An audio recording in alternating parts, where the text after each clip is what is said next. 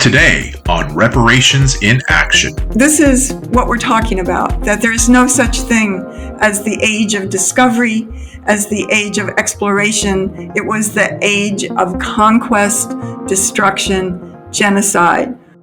You're listening to Reparations in Action. Reparations now! Uhuru!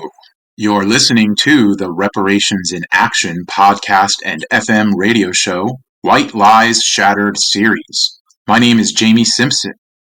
Reparations in Action is a program of white solidarity with Black power, and the first 13 episodes we have dubbed the White Lies Shattered series, which will use the theory of African Internationalism developed by Chairman Omali Yeshitela of the African People's Socialist Party to overturn the insidious lies we tell ourselves as white or European people about the nature and origin of capitalism. At a time when parasitic capitalism is in the deepest crisis we have ever seen, from which it clearly cannot recover, we believe it is our responsibility to understand the history of how we got here through the eyes of the African working class. We will identify a myth or lie that this colonial system spreads about itself each week and use the historical record and African internationalism to shatter that lie once and for all. We believe reparations to African people is the key question of our times and is one that demands action on the part of European or white people. As always, we'd like to salute Black Power 96, where this show is aired weekly and where it is being recorded. Today we are taking on the white lie that Europe discovered the world in the age of exploration. With us is Penny Hess, Chair of the African People's Solidarity Committee and author of Overturning the Culture of Violence, and Jesse Nevel, Chair of the Uhuru Solidarity Movement. Welcome and Uhuru, Penny. Uhuru, Jamie and Jesse. I'm really glad to be back on Reparations in Action, and I'm excited that we can take on another insidious lie of the colonial narrative. And this time, as you said, we're talking about the lie that Europe discovered the world, and it was the age of discovery, they sometimes say, or the age of exploration. And this is a lie that is not only a justification for colonialism, genocide, plunder, and rape, it's also a total delusion, because there was a thriving, vibrant world out there of many, many, many different cultures and an exchange of ideas, an exchange of products and interaction. It was Europe that was isolated, but Africans, Asians, indigenous people, and Arabs were interacting, and many had traveled to many places around the world. So it was a very, very amazing world that existed before Europe entered into it as the colonizer, as the imperialist, as the perpetrator of genocide and plunder. So I want to begin by saluting Chairman Omali Yeshitela, who is the chairman of the African People's Socialist Party. Chairman Omali has fought for the liberation of Africa and African people his entire life, and he leads and builds organization all around the world with the understanding that African people are one nation of people, wherever they have been forcibly dispersed throughout the world in the process of kidnapping, selling them, and stealing their labor, their land, and their resources. And I salute Chairman Omali Yeshitela also because he formed the African People's Solidarity Committee, which I have the honor of being the chair of. And this is an organization of white people organizing in the white communities as Black power in whiteface under the leadership of the African Revolution. It's very, very exciting, fighting for reparations to African people. And as a member of APSC, as I have said before, one of our jobs, one of our mandates is to win other white people to begin to see that we ourselves have set ourselves up as the subjects of history, the victors, the conquerors, and the colonizers, that these are white lies that we're talking about, but what we're really talking about is the colonial narrative, the narrative that is put out to justify all of the crimes against humanity that are carried out and are the foundation of the capitalist system, the parasitic capitalist system, and also the essence of what the social system of capitalism provides for us today. So, from the leadership of the African working class, we want to see the world, as we say, through the eyes and the experience of the colonized African, indigenous, and oppressed and colonized peoples. And we want to begin to embrace that view ourselves and to see what it takes to see the world as it really is, and what made the world be, and the contradictions of the world, where they came from and how they were created, and what it is for us versus the experience of the African, the colonized person. And it is Chairman Omali Yeshitela who has given us such a powerful scientific way of seeing the world and being connected to it and taking responsibility for who we are and rectify our relationship to African and oppressed peoples of the world. So we want to say again that we are not objective, that we actually are biased. We see the world through the eyes of the African working class and the oppressed on this planet, and we feel that what is called objectivity by the mainstream media is simply a way of expressing the point of view of the status quo of white power. So we want to show the other side, and it's very, very exciting. So I'm going to begin today with a brief quote from Chairman Omali Yeshitela from his book, Vanguard, The Advanced Detachment of the African Revolution, which was the political report to the 7th Congress of the African People's Socialist Party that was held in 2018 in St. Louis. And the chairman says, Europe's attack on Africa was effectively an assault on Africa's ability to produce life for itself. That is so profound. I just want to stop there and have you really think about and consider what that sentence really means. This assault has had the effect of pushing Africa and Africans out of history.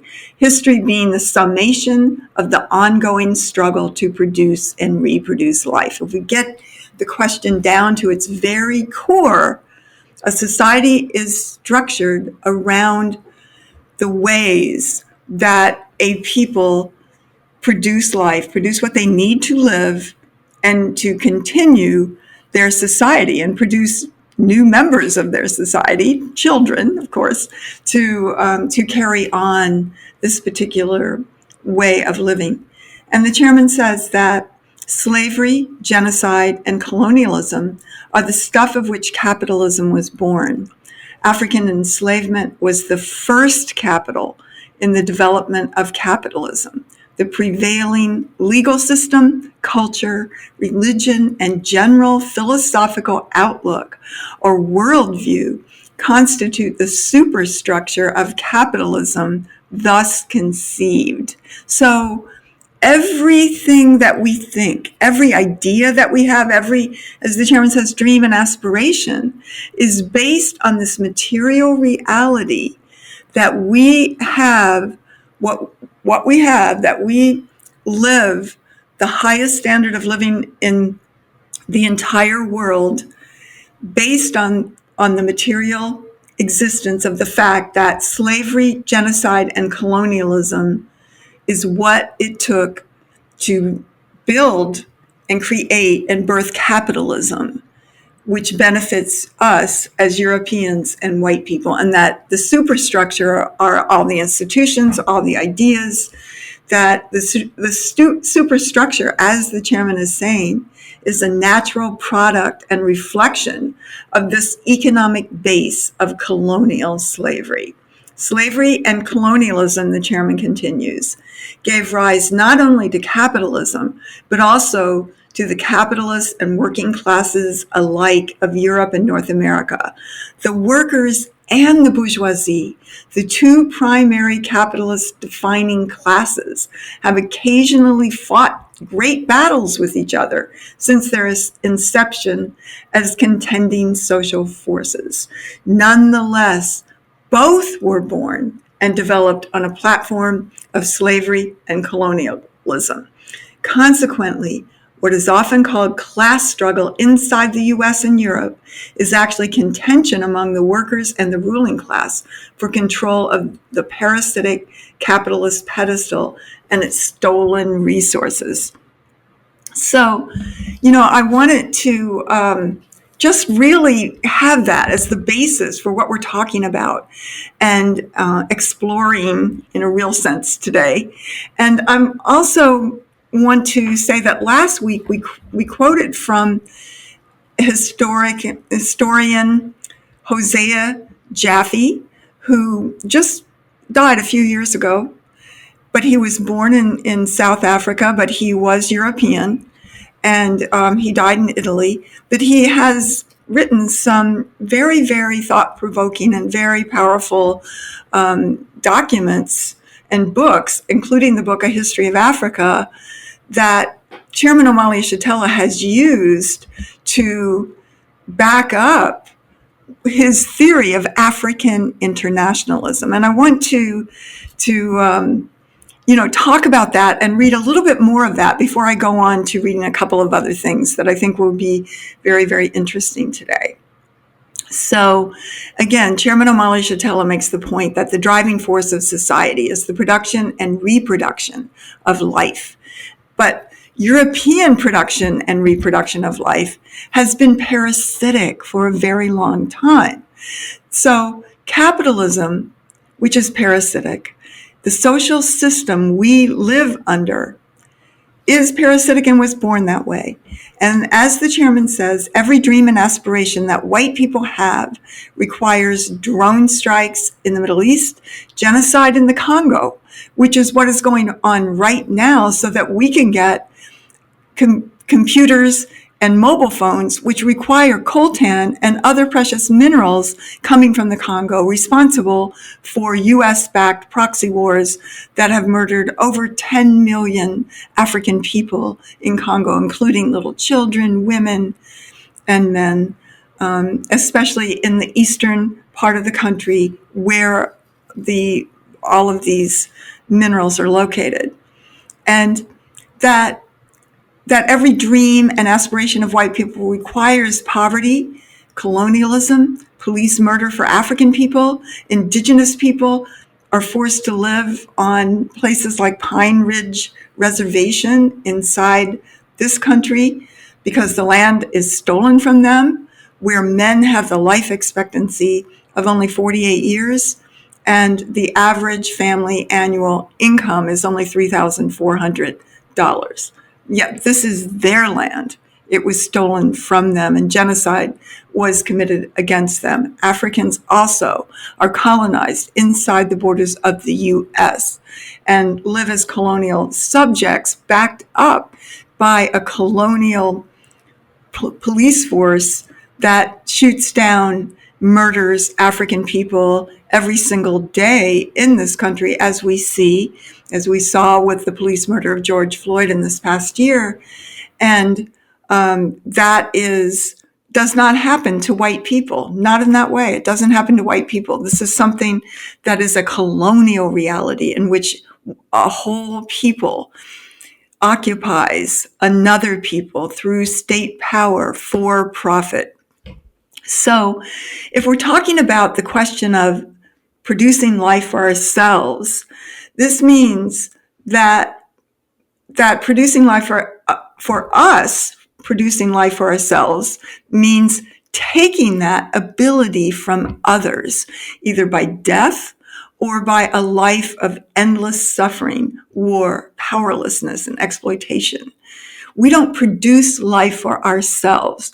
We take that from Africans, from indigenous. We take what they should be doing for their own society, their own culture, their own social system, and we appropriate it so that we are taking their ability to produce for themselves. Even their children, goes towards the building of white power and the white society. So for others, for us to live, it means a quick death or a slow, painful death for everybody else. And this is what colonialism is. This is the reality of what being a colonizer means. And this is what Chairman Omali Yeshitela means by what he calls parasitism and sitting on the pedestal on the backs of African and oppressed peoples. Genocide was the norm throughout our European history. And now, indigenous, African, the people of India, Congo now, Yemen. I mean, this system, Europeans have wiped out entire populations of colonized people over and over and over again, often, generally speaking, as very popular campaigns among the white society and without a second thought. Still being Christian, still being considering ourselves the good, the rational, the brilliant, as we are wiping out whole peoples every day. And now there are increasing numbers of scientists and even the US-backed United Nations who concur that the Earth is pretty much at the end of its holding capacity for human beings and all life due to human, as they call it, human-induced climate change. And I just want to say that I disagree with the term human-induced. This climate change is capitalism-induced. It is white human-induced. When African people, indigenous people, and other colonized people on the planet Earth had power, when they had their state power, they were not creating and climate change and destroying the Earth. That was capitalism. That was white power. And that we have to understand that and take responsibility for that, because the only way that it can be stopped is through overturning this system and the leadership of a new society built by African, indigenous, and oppressed and colonized people. But as we know, the parasitic mentality, the European mentality, is use it, destroy it, claim it, use it up, throw it out, regardless of the human price. And then assault the next thing, the next source of profit. But the world, the planet, has an ultimate carrying capacity, and now we are facing that reality. Indigenous people, African people, these cultures did not destroy the planet again. And so driving species extinct was a conscious part of genocide, a conscious part of parasitic capitalism. And you know, we see that Europeans drove the buffalo extinct, and that was part of the genocide against indigenous people. So our narrative is that we live at the highest standard of civilization that has ever existed. This is the colonial narrative. This is the white narrative, that we discovered the world and we brought civilization, knowledge to the rest of the world, of course, at gunpoint. And economic control and stealing their resources, but this is civilization, and if they just comply, then of course they will experience that. And nothing could be further than the truth. When the reality is, in this world today, over 50% or 80% of the population of the planet lives on less than $10 a day. So this is never going to be have equality, etc., in the world under parasitic capitalism. It will take a new world of genuine socialism in which African workers have power to build a society in which all human beings can live. But when a society is successful at producing and reproducing life for itself, it is often a satisfied society, a sedentary society, meaning it's agricultural, or it does hunting and gathering, but within a prescribed territory. In Europe, the societies were nomadic. They were warlike. They plundered. They stole from each other. They took resources from other people. This is how the society was built. And as the scientist born that we quoted in our last show in Senegal, Sheikh Anta Diop, had laid out, he was born in Senegal, people had what they needed in Africa easily at hand and were happy, open, and welcoming to other cultures, but not necessarily, they didn't necessarily want to travel. They lived in communal societies. They did not have private property. But Europe did not have what it needed to easily produce life. Barren land, the need to travel, nomadic society rather than sedentary, etc. As you know, as we're showing here. And Jaffe says that for most of the world and early on in Europe, production centered around use value, make it to use it to produce life. But for Europeans, production soon centered around exchange value, therefore a commodity. And so let me just read a quick passage here from, again, Hosea Jaffe, A History of Africa. And he's saying that Europe was born out of colonialism as the exploiting, oppressing, negating pole that tried always to destroy and assimilate its opposite pole, the rest of the world.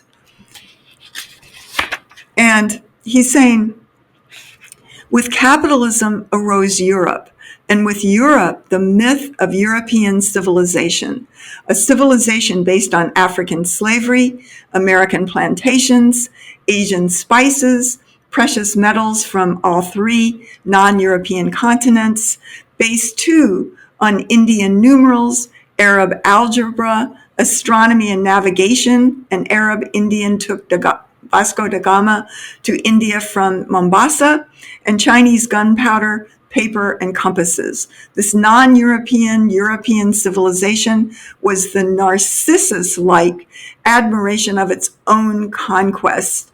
The sword, gunfire, murder, rape, robbery, and slavery formed the real material basis for the idea of European superiority. And Chairman Omali Yeshitela has quoted that many times to produce his political theory of African internationalism.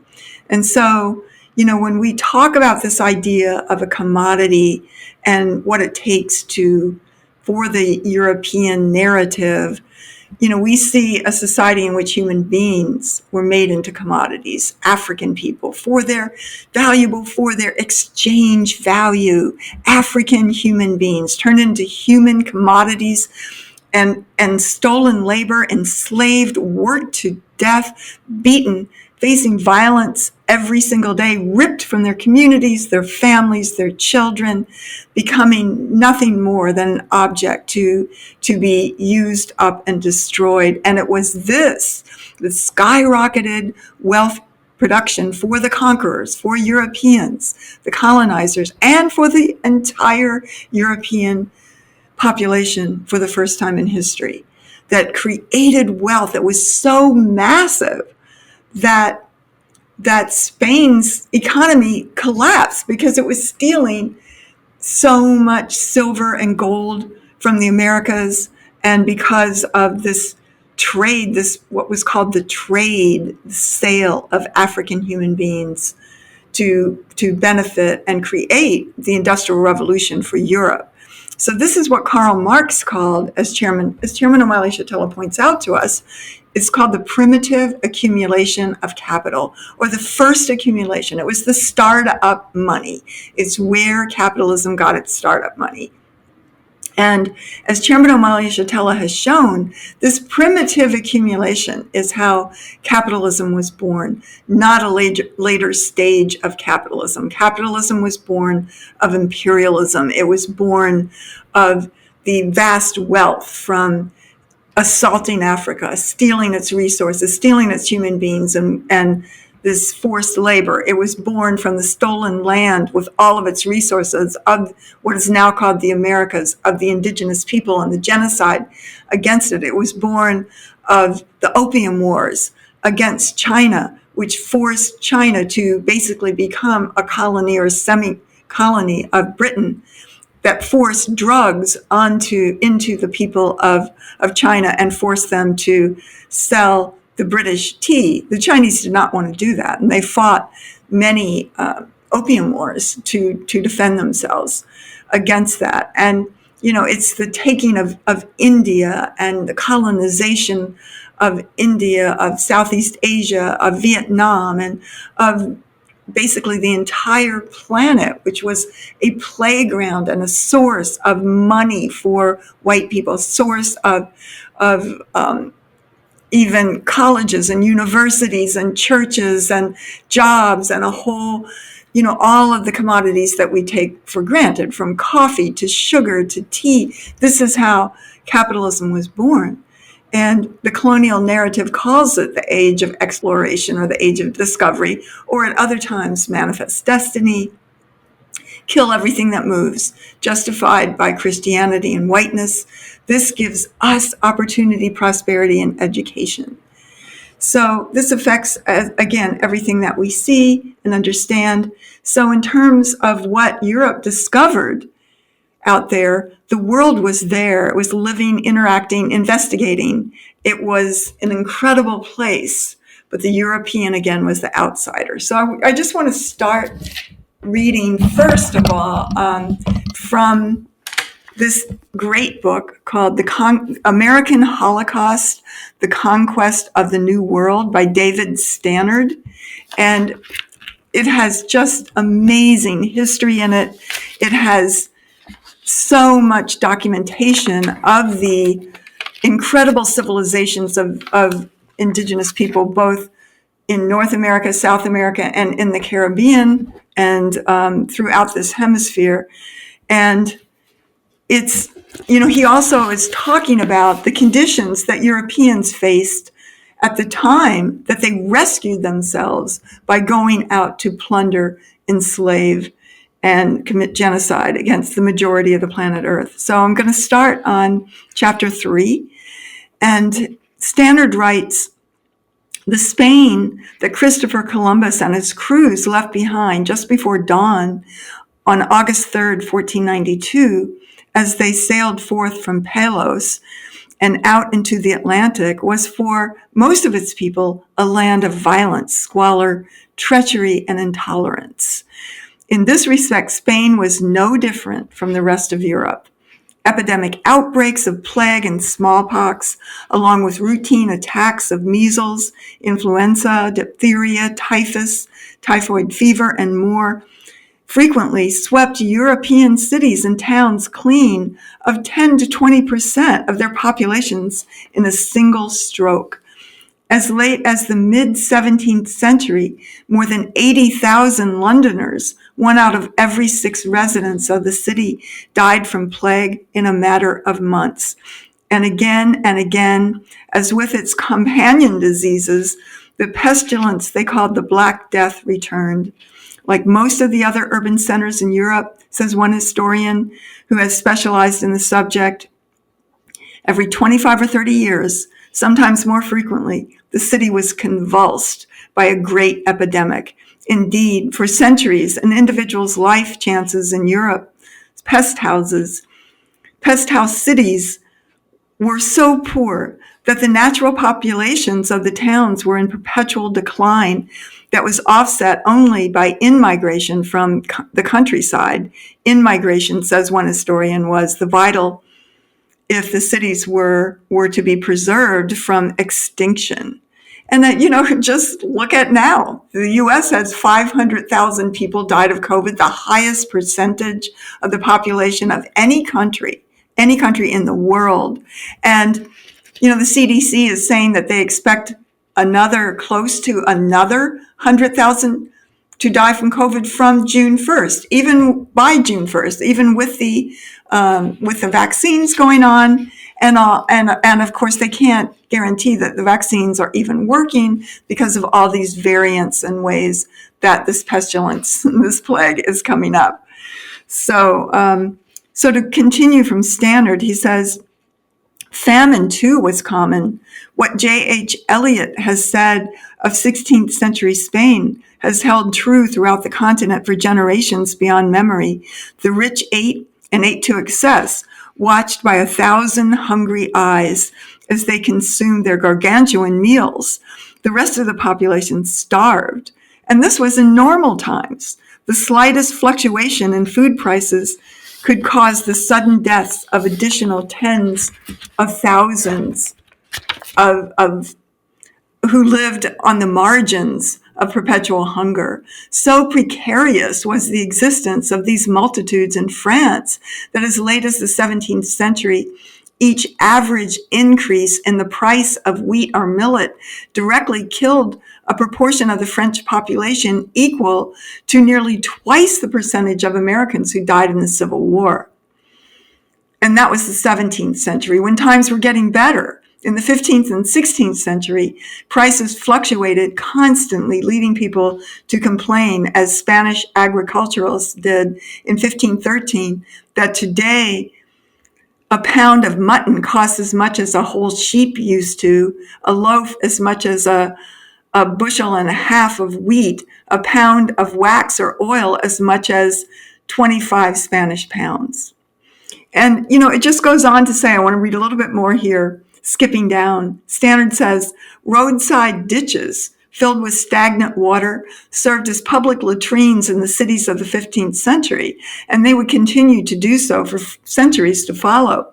So too would other noxious habits and public health hazards of the time persist into the future, from the practice of leaving the decomposing offal of butchered animals to fester in the streets to London's, quote, special problem, as historian Lawrence Stone puts it, of poor's holes. They were large, deep, open pits in which were laid the bodies of the poor side by side, row upon row. Only when the pit was filled with bodies was it finally covered over with earth. As one contemporary quoted by Stone delicately observed, how noisome the stench is that arises from these holes, so stowed with dead bodies, especially in sultry seasons and after rain. So, he's talking about that. He's saying that street crime in most cities lurked around every corner. One especially popular technique for robbing someone was to drop a heavy rock or chunk of masonry on his head from an upper story window, and then to rifle the body for jewelry and money. This was a time, observes one historian, when it was one of the festive pleasures of Midsummer Day to burn alive 1 or 2 dozen cats. And when, as another historian once put it, the continuous disruption of town and country by every kind of dangerous rabble and permanent threat of harsh and unreliable law enforcement nourished a feeling of universal uncertainty. This was Europe. He's saying that as for rural life in calmer moments, the 17th century description of human existence in the French countryside gives an apt summary of what historians for the past several decades have been uncovering in their research on rustic communities in Europe at large during the entire late medieval to early modern epoch. Quote, sullen animals, male and female, are scattered over the country, dark, livid, scorched by the sun, attached to the earth they dig up and turn over with invincible persistence. They have a kind of articulate speech, and when they rise to their feet, they show a human face. And indeed, they are men. At night, they retire to dens where they live on black bread, water, and roots. This is a picture, and there's much more that he's saying. This goes on for pages and pages. But I wanted to also read from what Stannard wrote about the cultures and incredible civilizations of Mexico and Central America. So he says, it's gone now, drained and desiccated in the aftermath of the Spanish conquest. But once there was an interconnected complex of lakes high up in the Valley of Mexico that was as long and as wide as the city of London is today. Surrounding these waters, known collectively as the Lake of the Moon, were scores of towns and cities whose population combined with that of the outlying communities of central Mexico totaled about 25 million men, women, and children. On any given day, as many as 200,000 small boats moved back and forth on the Lake of the Moon, pursuing the interests of commerce, political intrigue, and simple pleasure. The southern part of the Lake of the Moon was filled with brilliantly clear spring-fed water, but the northern part in the rainy season became brackish and sometimes inundated the southern region with an invasion of destructive salty currents. So the people of the area built a 10-mile-long stone and clay and masonry dike separating the lower third of the lake from the upper two-thirds, blocking the salt water when it appeared, but through an ingenious use of sluice gates, allowing the heavy water traffic on the lake to continue its rounds unobstructed by the massive levee wall. The southern part of the lake thus became as well a thoroughfare, an immense freshwater fish pond.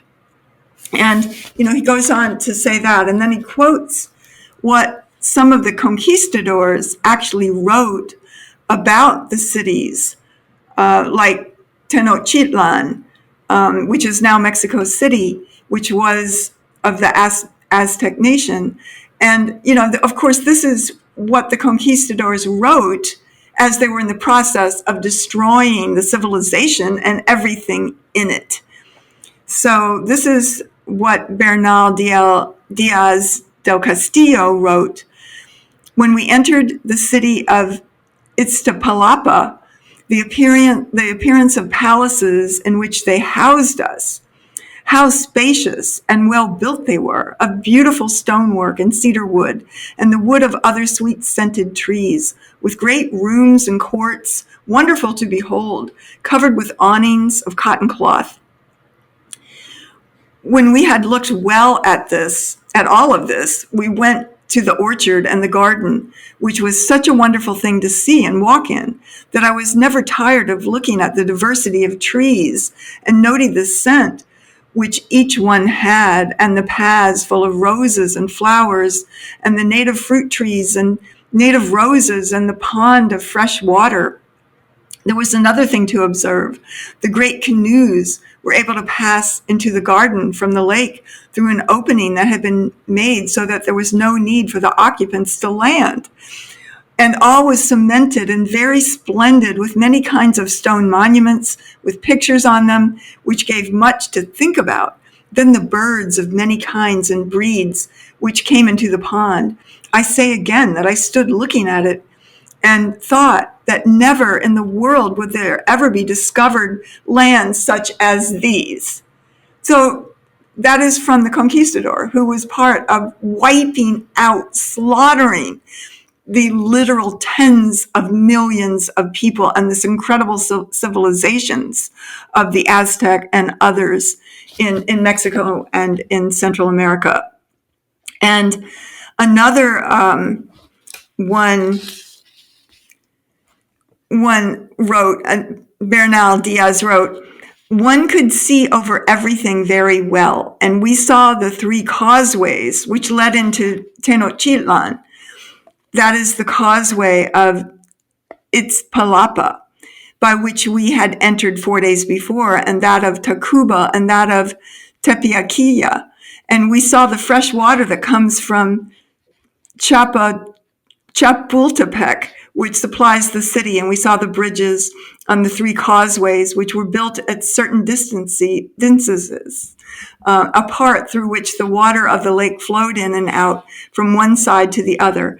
And we beheld on that great lake a great multitude of canoes, some coming with supplies of food and others returning with cargoes of merchandise.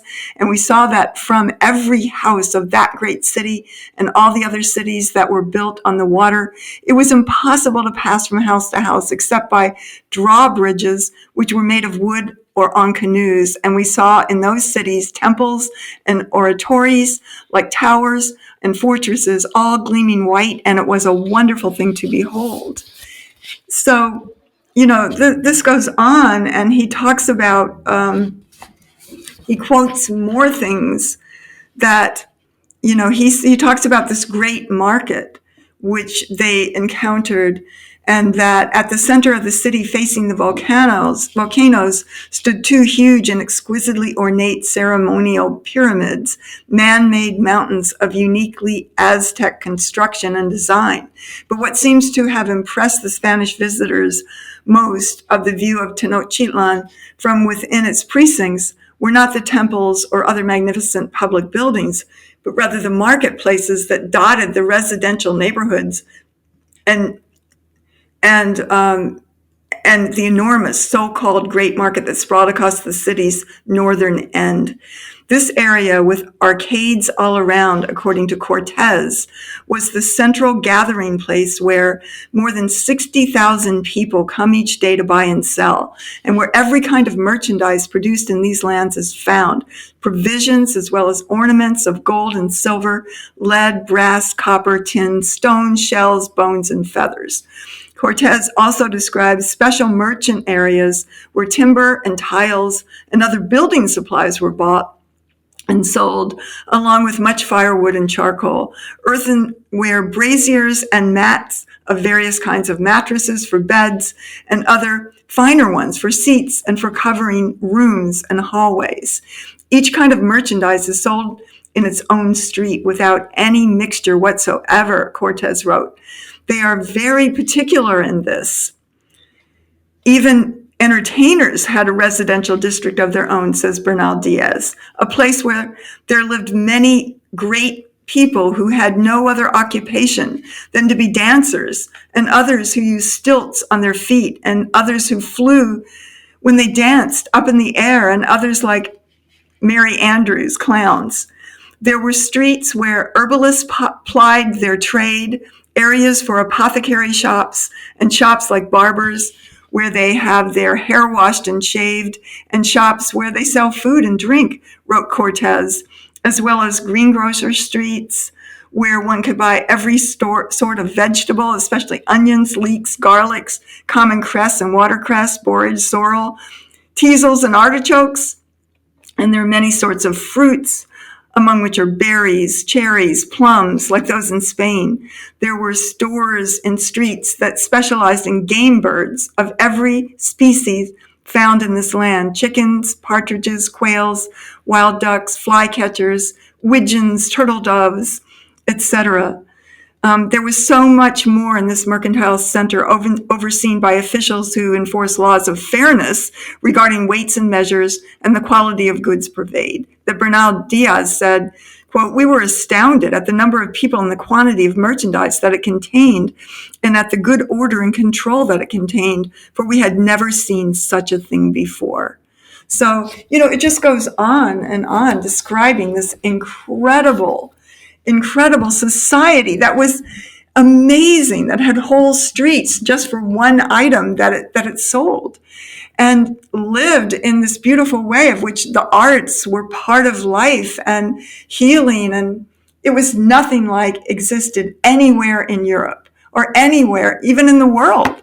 So this was what the Europeans did. They saw this, destroyed it, consciously committed genocide against the people, so much so that by the turn of the year 1600 and during the 17th century, the earth experienced a global cooling because so many farmlands of indigenous peoples in Africa, in the Americas, and around the world had been destroyed, that the earth, the climate got cooler from that.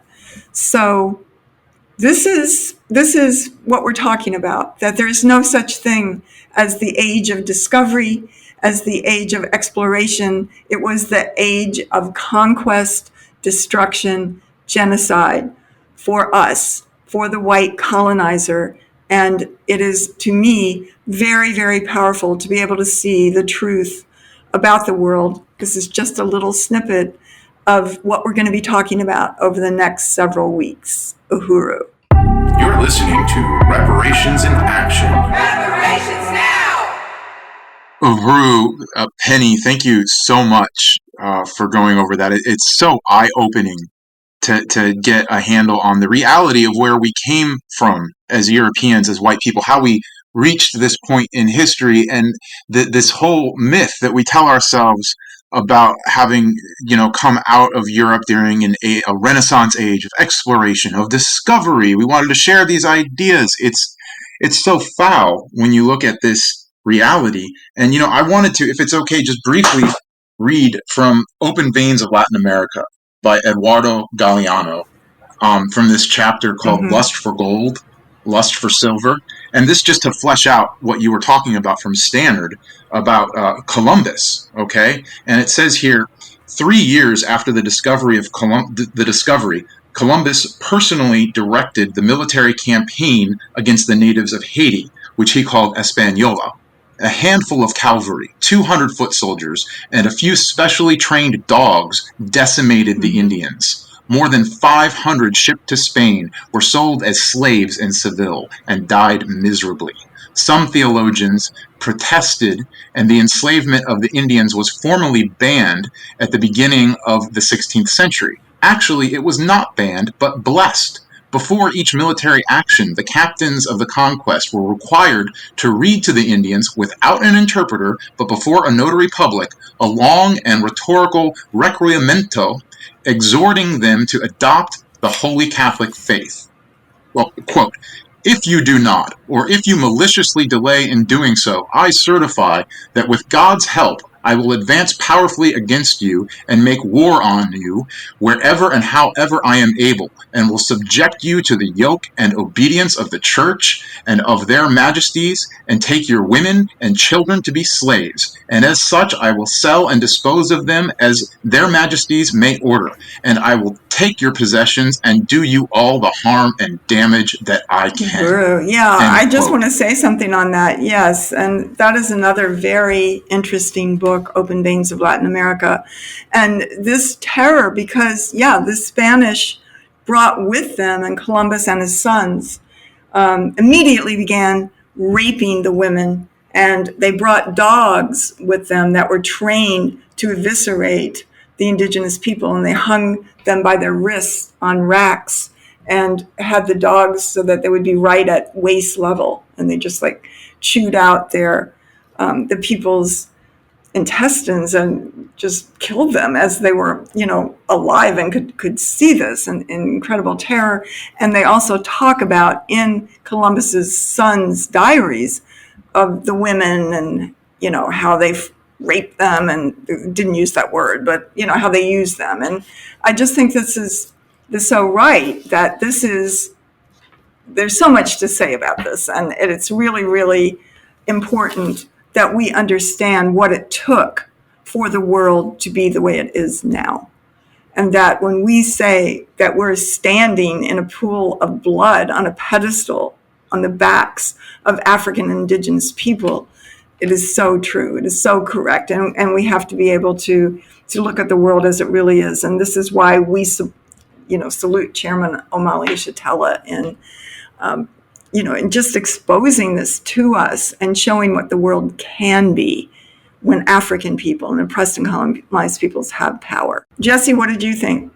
Uhuru, I really appreciate this whole study and this whole discussion, and just really, really salute, like you just said, Chairman Omali Yeshitela's analysis and the way that you laid that out, Chairwoman Penny, and just the power of the fact that this is not an academic or abstract philosophical discussion, that the ability of the African People's Socialist Party and Chairman Omali Yeshitela to reclaim control of the narrative, to reclaim the rightful place of African and colonized people as the subjects of history, is tied to, it corresponds to the material and economic struggle of African and colonized people to free themselves from being the pedestal upon which capitalism rests. And you've seen, the fact that that the chairman spoke at Oxford, Chairman Omali Yeshitela spoke at Oxford Union, and the proliferation of the African internationalist worldview in the world is, represent disturbances in the bourgeois superstructure. And that's just going back to how you started off your presentation and just quoting from what the chairman had to say about the economic base and the superstructure. I really appreciated that as a way to understand this whole podcast of White Lies Shattered, that, the war of ideas directly relates to the literal war for resources, power, and national liberation. And also the part that you quoted, Chairwoman Penny, to frame this whole discussion around the motive force in all society is the production and reproduction of life. and that under capitalism, African people have been forced to produce and reproduce life for white people, not for themselves. And then, as the chairman says, history is the summation of the production of a society's production and reproduction of life. So if history is part of the superstructure, and the superstructure reflects the economic base, and the economic base is capitalist, parasitic, exploitation of African people, denying African people the ability to produce and reproduce life for themselves, and history is the summation of the production and reproduction of life, then of course white history is going to be a distortion, a lie, and it's going to require the erasure of the truth about African and colonized people. And it just reminds me of what I've heard Chairman Omali Yeshitela say before, that history is not innocent. Philosophy is not innocent. Language is not innocent.